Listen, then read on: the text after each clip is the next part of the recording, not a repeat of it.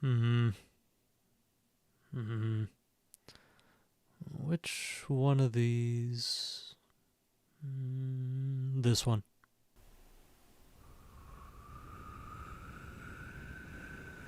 Witch Hunt, released in 2018 by indie developer, and forgive me, I'm probably going to butcher this pronunciation, Andrii Vintsevych, also known as Gua, Gua, Ga. Andrii is an independent developer focusing mainly on small horror titles. Their other works include Gynophobia, Shadow's Peak, and Skinwalker Hunt. Witch Hunts is a horror hunting game with an emphasis on nonlinear gameplay, exploration, and atmosphere. There's not much here in terms of story, although what there is I'll cover.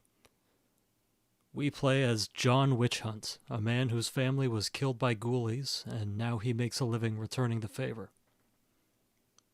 We catch wind of trouble of the spooky variety in a town named Belleville. And what is it with witches and bells? On our way to town, we're knocked off our horse by some creature and have to walk the rest of the way. When we get there, we find that Belleville is not in a good way.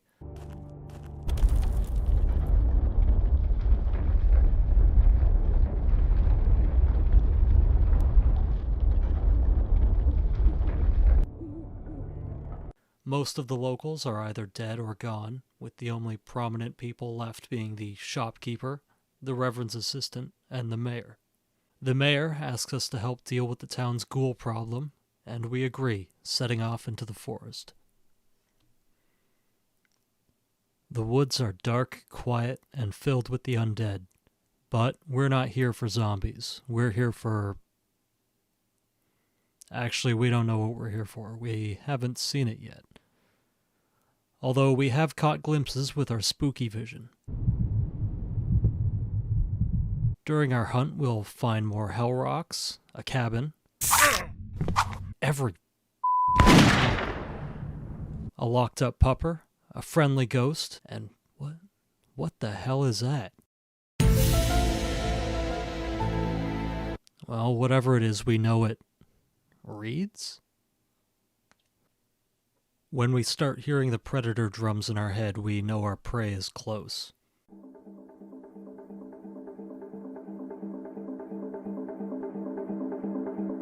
We find our mark and take our first shot.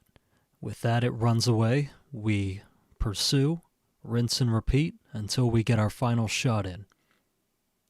And with that, the yiffing has been averted. But our hunt isn't over yet. We find that this beast is the handiwork of a witch. I'm just going to put this here just in case. If you don't want to know what the other hunts look like, you can go here. Alright, are they gone yet? Is it just us? Let's continue. So apparently the witch is invulnerable until her sacrificial tree is destroyed. And that tree is only active when it rains. Luckily, it's raining tonight. So let's go find and burn this sucker down. Our hunt begins and... What the f*** is that? Ah, Christ. I thought we were looking for a tree. And speaking of trees, why does the spooky vision show this tree moving around? What kind of ent-f***ery is this? So I guess we'll be pulling double duty. We'll try our best to avoid the witch and focus on the tree for now. One of these things is not like the others. So this big bastard can lumber around and spit acid shots at us. If we're hit, we gotta wash the acid off in a water source. And on top of that, the witch is just on our ass.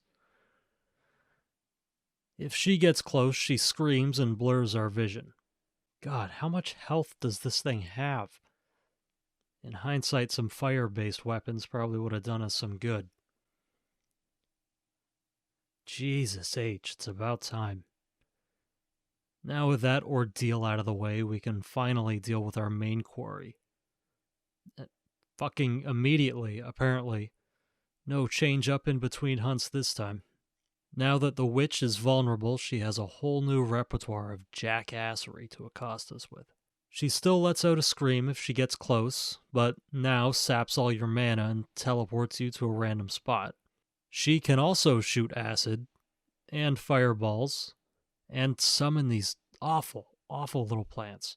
She seems to have more health than the tree and is still just on our ass. We use all the tools at our disposal and finally bring her down. With our job done, we head back to town. Wait, there's another one? Alright, so apparently before passing, the witch gave birth to a child of the devil. And now this son of Satan, this literal bastard son, this weird little guy, is out there running amok, skittering about in those weird little legs. Let's go shoot it.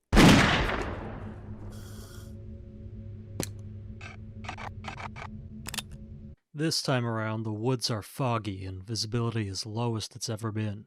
And this little guy is fast as all hell. No pun intended. We chip away at its health with our guns and traps until... What's the little guy doing walking in the water? We head to the cabin to investigate further and find he's turned himself into the God Emperor, apparently. So we shoot these glowing bits and keep away from his teleport attack. We deal with any monsters that spawn and try and get in our way until finally his health is down and our hunt is complete.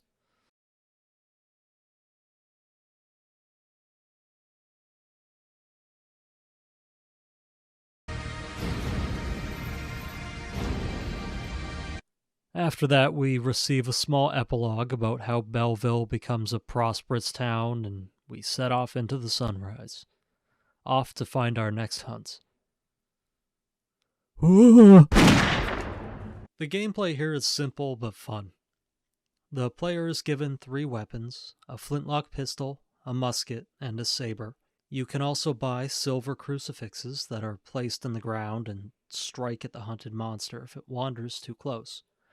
This reveals the monster's last location on your map for a limited amount of time.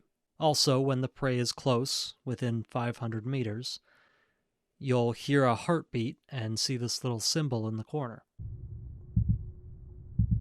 The guns feel clunky, as they should, and have long reload times and janky sights. There's also a plume of smoke that obscures the player's vision every time a weapon is fired, which I personally think is a really nice touch.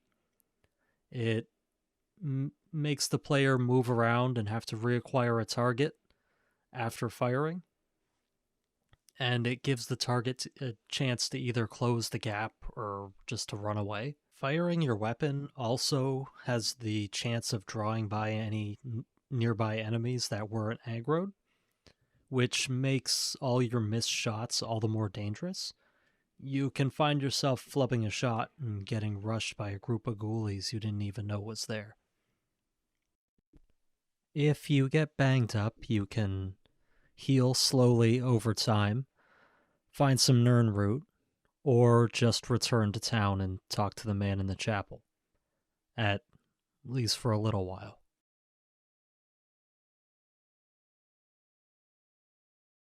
You also have a mana pool which you can draw from for various functions, paramount of which is the ability to see through the eyes of your prey for a brief period. It's also used to save at the Hell Rocks, teleport to town, and can even help the player cheat death. Mana is regained by killing enemies, which is punctuated by a purple mist surrounding their corpse. I really like this idea because it helps the player find the corpses of those particularly long-range kills. Aside from bullets and mana, the player also gets gold and lockpicks. They find gold from fallen enemies or at various treasure spots around the map. With the purchase of a bounty license, a small amount of gold can also be awarded to the player for each small monster they dispose of. Gold is used to purchase bullets, crucifixes, watcher totems, as well as a number of permanent character upgrades and skills that assist the player on their hunt. In the woods, you're going to find a handful of different enemy types, ranging from your standard zombies and zombie dogs to giant spiders, dead blinds, which have an archvile-esque attack which obscures the player vision and hurts you if you don't break line of sight.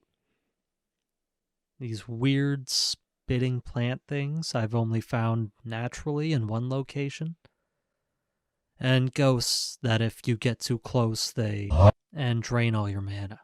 There's also weird skittery little guys. The forest itself is fun to explore. It's a pretty decent size, big enough to get lost in some places, but not so big that it becomes grating.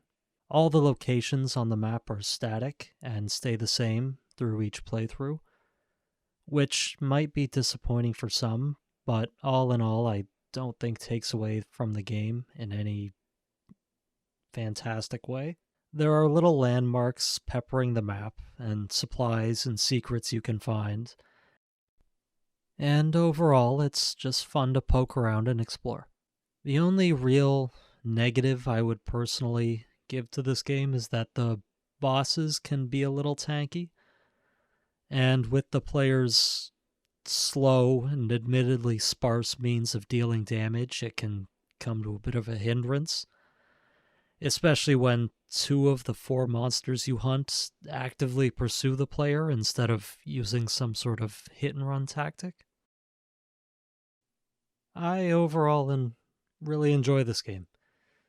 It's admittedly simple and not very deep, but you can tell there was heart making it. Just a creator going out there and making a weird little game to fill a niche that they themselves probably want more developers to try and fill. And personally, I really like the idea of a horror hunting game where the player is tasked with hunting down various cryptids and monsters in spooky environments. This game might not be everybody's cup of tea, but I'm gonna stick it snugly in the you, I enjoyed it category. And that's it for today. If you made it this far, thank you. I really do appreciate it.